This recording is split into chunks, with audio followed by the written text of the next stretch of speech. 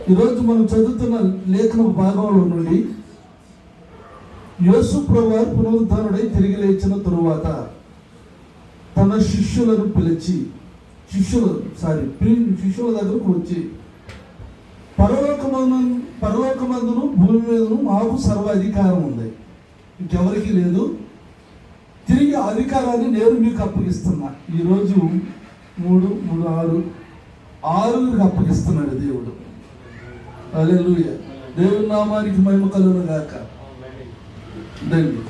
నేను మీకు సర్వాధికారం నేను కలిగి ఉన్నాను, అధికారాన్ని మీకు అప్పగిస్తున్నాను. మీరు వెళ్ళి సర్వ సృష్టికి వెళ్ళి సువార్తను ప్రకటించి అనేకులను నాకు శిష్యులుగా చేయండి అని చెప్పిన ప్రభు ఇప్పుడు ఆ మాట చెబుతున్నాడు. అంతకుముందు మత్తయి సువార్తలో లోకా సువార్తలో మనం చూసినట్లయితే పేతురుతో ఒక మాట అంటాడు. 5వ అధ్యాయము 1 నుండి 10 వచనాలు చదివితే పేతురుతో ఒక మాట అంటాడు. పేతురు చదవద్దులేండి, మీరు తర్వాత చదువుకోండి. పేతురుతో ఒక మాట అంటాడు. 1 నుండి 10 వచనాలు చదివితే లోకా సువార్తలో ఏమన్నాడంటే, యేసు ప్రభువు అనేక మంది వాక్యం బోధిస్తూ ఆ యొక్క సరస్సు దగ్గరికి వెళ్ళినప్పుడు పడవెక్కి కొంచెం దూరం లోపలకు తోయమని చెప్పి దాని తరువాత వాక్యం బోధించడం చాలించాక ప్రభు అన్న మాట, పేతురు ఇప్పుడు నీ దోణను లోపలకు నడిపించి వలవేయము అని చెప్పాడు. దేవునికి స్తోత్రం కలుగును గాక. ఇప్పుడు పేతురు అంటాడు, రాత్రంతా శ్రమ పడ్డాను, నేను రాత్రంతా కష్టపడ్డాను, ఒక చేప కూడా పస్తే ప్రయోజనం ఏమున్నదంటే నీవు నా మాట వింటే, నేను చెప్పినట్లుగా చేస్తే నీవు ఫలితాన్ని చూస్తావు అని చెప్పాడు. పిల్లరా, ఇక్కడ మనం గమనించవలసింది ఏంటంటే, ఈరోజు శిష్యులుగా తయారవుతూ గొప్ప సేవకులుగా ఉండి సేవ చేయబోతున్నటువంటి మీకు ఈరోజు ప్రభు చెబుతున్న మాట, నీవు వలయటం నీకు చేత అయ్యేటట్లుగా ప్రార్థనా పరులుగా ఉండి నువ్వు వలయగలిగితే నువ్వు దేవుని కార్యాన్ని చూస్తావు. విస్తారమైనటువంటి చేపలు పేతురు పట్టినట్లుగా పడతారు. మీ ప్రయాసకు ఫలం ఉంటుంది. ప్రయాసకు తగిన ఫలాన్ని మీరు అనుభవించాలంటే మొదట ఏం చేయాలి? చెప్పిన మాట వినటమే నేర్చుకోవాలి. దేవుని మాట విననటువంటి వారు చాలామంది ఉంటారు. మనం చూస్తాం, నినవేకెళ్ళి సువార్త ప్రకటించరా బాబు అంటే, యోనా నేను తర్షీష్కి వెళ్ళి వ్యాపారం చేసుకుంటానన్నాడు. వాస్తవమే. ఒకనొక దినాన నన్ను సేవకులకు పిలిచిన తర్వాత దేవుడు అన్నాడు, నువ్వు వ్యాపారం చేయటం మానేసేయి, పూర్తిగా నాకు పరిచయం చేయమంటే, ప్రభు అలాగే చేస్తాను నాయన అని అన్నవాడిని నేను రాత్రికి తెల్లవారేసరికి మనసు మార్చుకొని దేవుడితో ఏదో అలా చెప్పాను, కానీ ఈ ఒక్క వ్యాపారం చేసి వద్దామని నేను బయలుదేరాక బాపట్ల నుండి జరిగినటువంటి విషయం ఏంటంటే, ట్రైన్ లేట్ అయింది. బాపట్ల స్టేషన్కి వెళ్తే బాపట్ల స్టేషన్లో ట్రైన్ లేట్ అయితే విజయవాడ ఉన్న ట్రైను వెళ్ళిపోయింది. ఈ లోపు నాకు ఏమీ లేదు, ఆకలి అవుతుంది. మధ్యాహ్నం 2 అయింది, కృష్ణ లేటుగా వచ్చింది. ఆ రోజు మొదటి మీటింగ్ పోయింది. సరే, ఎట్టకేలకు సాయంత్రం చేరుకొని మహబూబాబాద్ వెళ్ళి అక్కడ నుండి 6 అనేటువంటి ప్రాంతానికి వెళ్ళాలి. నేను బుక్ స్టాల్ పెట్టడానికి, అంటే బైబుల్ క్యాసెట్లు అమ్మటానికి వెళ్ళాలి. ఈ వెళ్తానికి ఉదయకాలంలో నేను ట్రైన్ కొరకు చూస్తే అది 1.5 గంటల లేటు. దేవుడు ఏం చెప్పాడు? నేను వ్యాపారం మానే నా సువార్త మనస్ఫూర్తిగా ప్రకటించు, నేను చెప్పిన పని చేయమన్నాడు. దేవుడితో నేను అన్నాను, అలాగే చేస్తాను తండ్రి అని చెప్పి, ఇప్పుడు దొంగచాటుగా దేవుడు చూడలే అనుకొని వ్యాపారం నిమిత్తం వెళుతుంటే అన్ని కష్టాలు, ఇప్పుడు యువనా కష్టాలు నాకు ఎదురైనవి. సరే, ఎట్టకేలకు వరంగల్ చేరుకొని 6 వెళ్ళాలి. కరీంనగర్ బస్ ఎక్కి కరీంనగర్లో బస్సు పట్టుకొని 6 వెళ్తే ప్రొద్దుకింది. ఈ లోపల ఈ టేబుల్స్ కోసం వెళ్ళాను. టెంట్ హౌస్ కాడికి టేబుల్స్ అయిపోయినాయి అన్నారు. జ్యోతి టెంట్ హౌస్ కాడికి వెళ్ళాను. అక్కడ వాళ్ళు తాళాలు వేసుకొని వెళ్ళారు. నా ముందు వాళ్ళు తెచ్చుకున్నారు. ఈలోపు నా పరిస్థితి ఎలా ఉందంటే తిరిగి రావడానికి కూడా డబ్బులు లేవు నా దగ్గర. తిరిగి ఇంటికి బాపట్లు రావడానికి డబ్బులు లేవు. ఆర్మూర్ నుండి ఆ రాత్రంతా ఉపవాసం ఉండి, అసలు ఉపవాసం ఏముంది, భోజనం కొనుక్కొచ్చుకోవడానికి డబ్బులు లేవు నా దగ్గర. అది నా పరిస్థితి. ఏడుస్తూ తప్పైపోయింది, నన్ను క్షమించి ఒక్కసారికి ఒక్క అవకాశం ఇస్తే నీకు ఇచ్చిన మాటను నేను నెరవేరుస్తాను. దేవునికి స్తోత్రం కలుగును గాక. ఇలా ఆ మాట ఇచ్చాను. ఆ తర్వాత ఏడుస్తూ రాత్రి పూట అక్కడున్న బుక్ స్టాల్ వాళ్ళతో చెప్పాను, ఈ సరుకు మీరు తీసుకుంటే నేను ఎన్నడూ వ్యాపారం చేయను, పూర్తిగా నా హృదయాన్ని దేవునికి ఇచ్చేస్తున్నాను, ఆయన భోజనం పెడితే తింటాను, ప్రస్తుతితే ఉంటున్నాను అని వాళ్ళతో చెప్పి 1500 రూపాయలకి అమ్మి ఆ డబ్బులు తీసుకొని ఇంటికి వచ్చాను. దేవునికి స్తోత్రం. ఆ తరువాత 5 రోజులు ఉపవాస ప్రార్థన పెట్టాను. 5 రోజులు టిఫిన్ చేయను, భోజనం చేయను. 3 రోజులు కంప్లీట్ మంచినీళ్ళు కూడా తాగను. బ్రతికుంటే నీ సేవ చేస్తాను, కన్ను మూస్తే నీ దగ్గరకు వస్తాను అంటున్నా ప్రభుత్వం. అద్భుతమైన సాక్ష్యం ఏంటంటే 5వ రోజు కంప్లీట్ అయిపోయిన తర్వాత ఇక్కడ ఉన్నటువంటి దైవజనుడు అప్పుడు పిలిపించుకొని నా వెంట పెట్టుకొని మా సంఘంలో కొందరిని తీసుకొని 5 గ్రామాలు సువార్త ప్రకటిస్తే ఒక్క యాదవుల అమ్మాయి రక్షింపబడింది. దేవునికి స్తోత్రం కలుగును గాక. అద్భుతమైనటువంటి కార్యం. 5 గ్రామాలు సువార్త ప్రకటిస్తే ఒక్క అమ్మాయి రక్షింపబడిందండి. ఆ తర్వాత దాని భర్త కూడా రక్షింపబడ్డాడు, బాప్తిసాలు తీసుకున్నాడు. ఆ గ్రామంలో చాలా మంది రక్షింపబడ్డారు. తరువాత లేదా ఈ విషయాన్ని నీకు ఎందుకు చెబుతున్నానంటే చెప్పింది చేయటం మనం నేర్చుకోవాలి. ఇది ఇక్కడ నుండి మీరు పట్టా తీసుకుంటున్నారు, మీరు 150 దేశాలకు వెళ్ళి సువార్త చెప్పొచ్చు, బాగుంది. కానీ నీ నమ్మకత్వం దేవునిలో చూపించాలి. ఆమేన్. మీరేం చూపించాలి? మీ నమ్మకాన్ని చూపించాలి, ఉమ్ము చేసుకోకూడదు. పేతురు చెప్పిన మాట వినటం వలన జరిగిన కార్యం ప్రయాసకు తగిన ఫలాన్ని పొందాడు. విస్తారమైన చేపలు పెట్టాడు. అదే పేతురు అపోస్తల కార్యం 10వ అధ్యాయంలో అదే పేతురు సిమోను ఇంటి దగ్గరికి వెళ్ళి ఉప్పేలో మేడ మీదకి ఎక్కి ప్రార్థన చేస్తున్న సమయంలో బాగా ఆకలి అవుతుంది. పేతురు గారికి ఏమో ఆకలి అవుతుంది, అలసిపోయి ఉన్నాడు మనిషి. ఈ ఆకలి అవుతున్న సమయంలో త్వరగా అన్నం ఉంటే తినేవాడిని అనుకుంటున్నాడు. కానీ ఇంతలో దేవుడు ఒక దర్శనాన్ని ఇచ్చాడు. మీరు అర్థం చేసుకోండి, మన సేవలో దేవుడు నీకు కావాల్సింది ఇచ్చే దేవుడు. ఆమేన్. మనకి ఏం జరుగుతుందండి? ఇంత గొప్పతనాన్ని ఇస్తున్నాడు. ఏముందని, ఏ అర్హత ఉందని, ఏం డిగ్రీలు చదివామని దేవుడు మనకి ఇంత అర్హతలు ఇస్తున్నాడు. ఎందుకు ఇస్తున్నాడంటే మనల్ని ప్రేమించాడు. రెండవది నిన్ను ఏర్పరచుకున్నాడు, ఎన్నుకున్నాడు, నిన్ను ప్రత్యేకపరుచుకున్నాడు నీ వాళ్ళలో నుండి. అందుకే నీకు ఇంత ఘనతనిచ్చాడు ఈరోజు. ఆమేన్. ఎంత ఘనతనే? ఘనత కదా, ఎంత ఘనత నీకు ఇచ్చింది, మామూలు ఘనత కాదు. పేతురు గారు ఎక్కడో చేపలు పట్టుకున్నవాడు, చదువు సంధి లేనివాడిని తీసుకొచ్చి ఏమన్నాడు? నిన్ను మనుషులు పట్టు జాగ్రత్తగా చేస్తున్నాను, మీరు వెళ్ళి సువార్తను ప్రకటించండి, అనేక మందిని శిష్యులుగా చేయండి అని అన్నాడు. ఇప్పుడు ఉప్పేపట్నంలో చర్మకారుని ఇంట ఉంటూ మధ్యాహ్నం 3 గంటల సమయంలో ప్రార్థన చేస్తూ ఉన్నాడు. చూస్తారా వాక్యాన్ని ఒకసారి? అపోస్తల కార్యములు 10వ అధ్యాయము 9 నుండి 20 వచనాల వరకు చదివితే అక్కడ మనకు కనిపిస్తుంది. దయచేసి చదివి సహాయం చేయండి. మరునాడు వారు ప్రయాణమైపోయి పట్టణమునకు సమీపించినప్పుడు పగలు ఇంచుమించు 12 గంటలకు పేతురు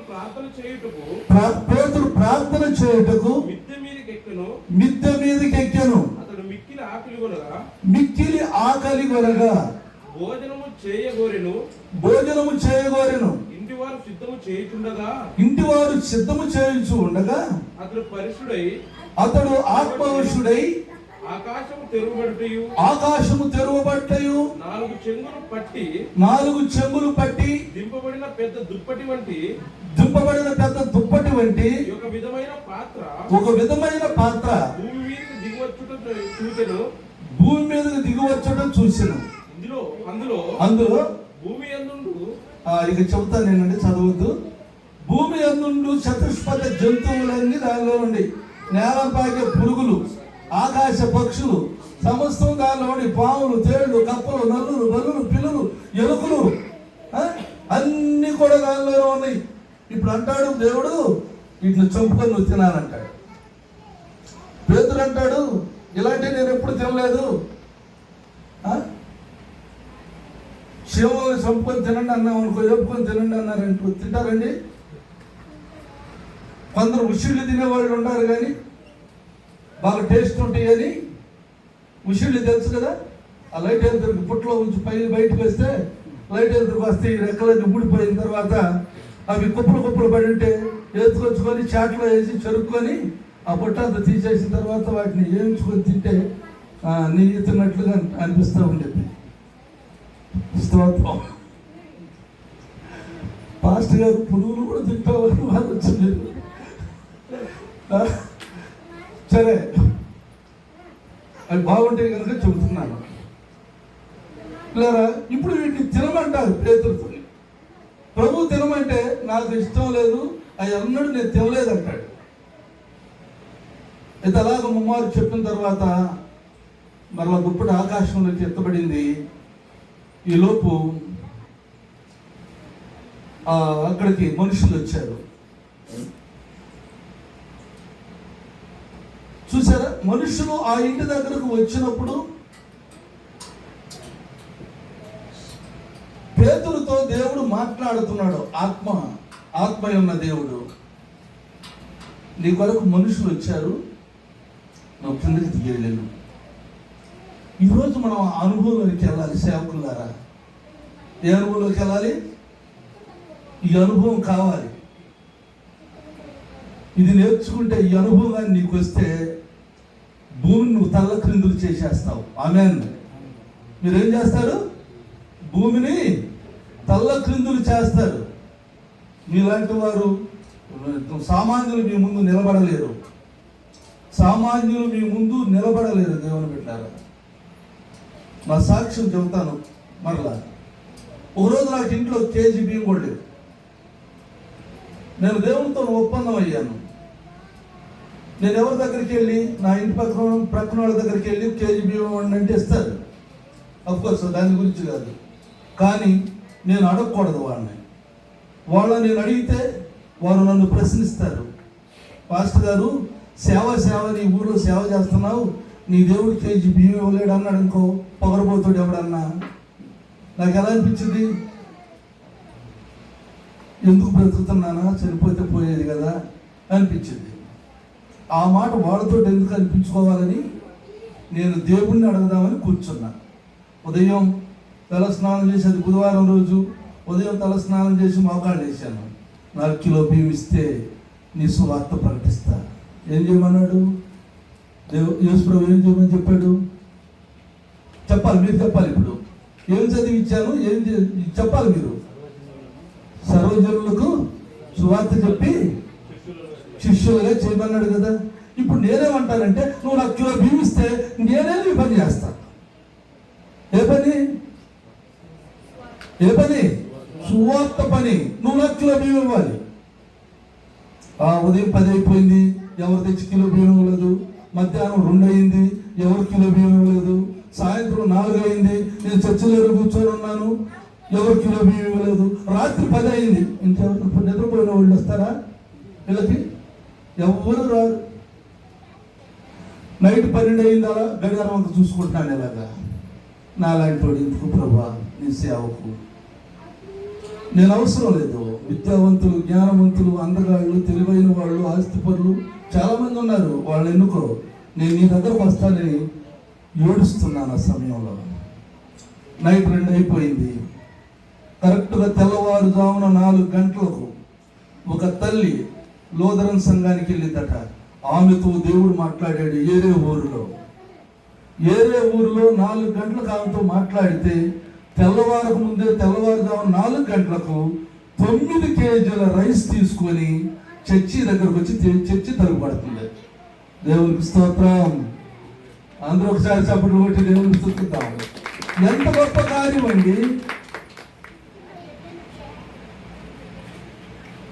ఆ రైస్ తీసుకొని ప్రార్థన చేసేప్పుడు అన్నాను దేవునితోటి, ప్రభా నేను వెళ్తాను. ఎక్కడికి చెప్పండి. సువార్తకి వెళ్తాను. ఇప్పుడు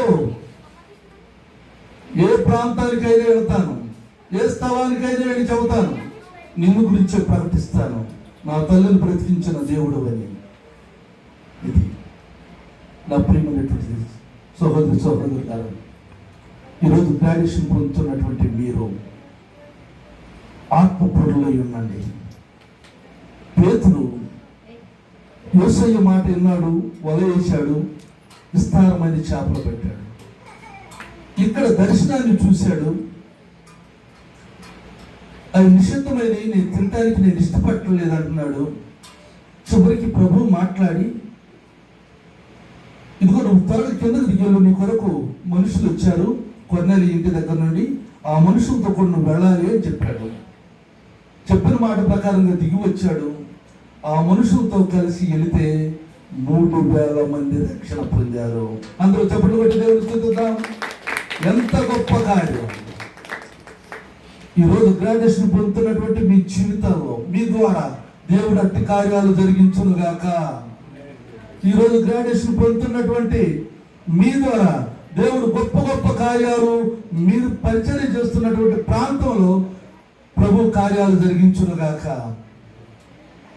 చిన్న ప్రార్థన చేసుకుందాం దేవుడు పిల్లరా. మరి దేవుడు మిమ్మలను అధికంగా ఆశీర్వదించాలని కోరుకుంటున్నాను. మీరు దేవుని మాట వింటే, ఎవరి మాట వింటే, ఒకసారి మీరు తల వంచకండి, ఈ మాట వినండి. మీరు దేవుని మాట వింటే, ఎవరి మాట వింటే నీకు కావాల్సింది ప్రవహిస్తాడు. ఆ రోజు నుండి ఈ రోజు వరకు ఏ స్థితిలో ఉంచాడు తెలుసా? ఎవరి దగ్గరికి వెళ్ళను నేను. నా ఫైనల్ సాక్ష్యం ఏంటంటే, ఈరోజు ఎంతమందికైనా భోజనం పెట్టి స్థితిని ఇచ్చాడు. ఆమేన్, హల్లెలూయా. ఆ రోజు కేజీ ఇచ్చిన వాడు ఈరోజు విస్తారంగా ఇస్తూనే ఉన్నాడు. ఏది తక్కువ చేయలేదు. మీ కుటుంబాల్లో, లేకపోతే మీ పరిచర్యలో, మీ జీవితాల్లో, మీ సంఘాలలో దేవుడు అలాగా సమృద్ధినిచ్చి అత్యధికమైన దీవులతో నింపునుగాక. మీరు చేయబోతున్న పరిచర్యను 100 ప్రభు ఆశీర్వదించునుగాక. ఎలాగ పేతురునైతే వాడుకున్నాడు దేవుడు, అలాగ పేతురుని వాడుకున్న దేవుడు మిమ్మల్ని కూడా వాడుకొనుగాక. పేతురు ఏ విధంగా అయితే అద్భుతాలు చేశాడో, మీరు వెళ్ళిన స్థలాల్లో మీరు కూడా అలాంటి అద్భుతాలు చేయుదురుగాక. ప్రార్థన. పరిశుద్ధుడైన మా పరలోకపు తండ్రి, జీవము కలిగిన మా గొప్ప దేవానికి వందనాలు చెల్లిస్తున్నాను. ఇదిగో ఈ ప్రాంతంలో మరి ఈ ప్రాంతపు భాష నాకు రానప్పటికీ నాకు వచ్చిన తెలుగులోనే ప్రార్థించుటకు, వాక్యమును బోధించుటకు నువ్వు చూపిన కృపను బట్టి నీకు వందనాలు. ఇక్కడ ఈరోజు గ్రాడ్యుయేషన్ పొందుతున్నటువంటి దైవజనులను పిలువబడుతున్నటువంటి వారు ఒక్కొక్కరిని పేరు పేరు వరుసన నీ కృపలో వద్దలు చేసి ఆశీర్వాదాలతో నింపి రాబోయే దినాలలో ప్రభా, వీరు ఇంటిలో నుండి బయటకు వెళుతున్నా, బయట నుండి ఇంటికి వస్తున్నా గొప్ప ఆశీర్వాదాన్ని చూసినట్లుగాను, అనేక ప్రజల మధ్య ధైర్యముగా ఈ శిష్యుల సువార్తను ప్రకటించువారుగాను ఆత్మూరులుగా చేసి నడిపించమని, పరిపూర్ణమైనటువంటి ఆత్మను సంపూర్ణంగా వీరికి దయచేయమని, నీ కృపను ఆశీర్వదించి దీవించమని యేసుక్రీస్తు పరిశుద్ధ నామములో ప్రార్థించి వేడుకొంచున్నాము తండ్రి. ఆమేన్, ఆమేన్.